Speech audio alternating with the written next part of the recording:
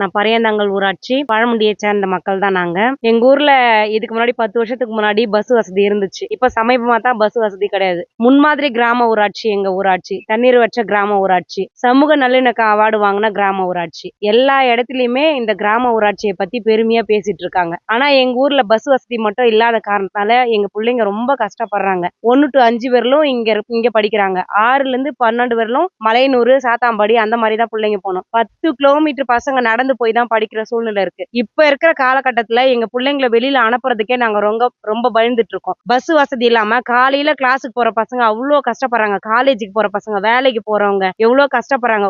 ஒரு எமர்ஜென்சி ஒரு ஹாஸ்பிட்டலுக்கு போகணும், எங்களால ஒண்ணுமே பண்ண முடியல. ஒரு ஆட்டோ வர வச்சு ஆட்டோக்கு 200 ரூபாய் கொடுத்து தான் நாங்க போக வேண்டிய சூழ்நிலையில இருக்கிறோம். தமிழக அரசு தயவு செஞ்சு எங்க ஊருக்கு பேருந்து வசதியை செய்து கொடுக்குமாறு தாய்மையுடன் கேட்டுக்கொள்கிறேன். பரையந்தாங்கல் பஞ்சாயத்தில் சேர்ந்த ஒரு ஆள், 65 வயசாகுது எனக்கு. இப்போ பஸ் வசதி இல்லாத எங்களுக்கு ஒரு பெரிய குறையா இருக்குது. எல்லா முயற்சியும் பண்ணி பின்தாங்கின பஞ்சாயத்தில் இருந்தது தலைவர் கொண்டாந்து கிராமம் முன்னணி கிராமமாக கொண்டாந்து ஒரு இந்தியா லெவலில் பல மாவட்டங்களில் தெரிய லெவலில் ஆகியும். ஆனால் அந்த பஸ் வசதி இல்லாத பெரிய குறையா இருக்குது. முக்கியமாக ஒரு வயசானவங்க போகிறதுக்கும் இந்த பள்ளிக்கூடத்து பசங்க பழமுண்டி பரையந்தாங்கல்லேருந்து ஒரு 40 பசங்களுக்கு மேலே ஸ்கூல் போகிறாங்க. மலையனூருக்கு ஒரு 5 கிலோமீட்டர் தூரம் போனால் தான் அங்கே போய் ஸ்கூல் சேர முடியும். சாயங்காலம் வரக்குள்ளும் பேஜாராகுது, போகக்குள்ளும் பேஜாராகுது. இதுக்கு எதுவோ ஒரு 2 சிங்கிள் முயற்சி பண்ணி எதனா ஒரு 14 நம்பரும் வந்துருந்துச்சு. அதுக்கு முன்ன எதனா ஒரு டவுன் வண்டி விடுற மாதிரி ஊர் மக்கள் எல்லாருமே கேட்குறாங்க.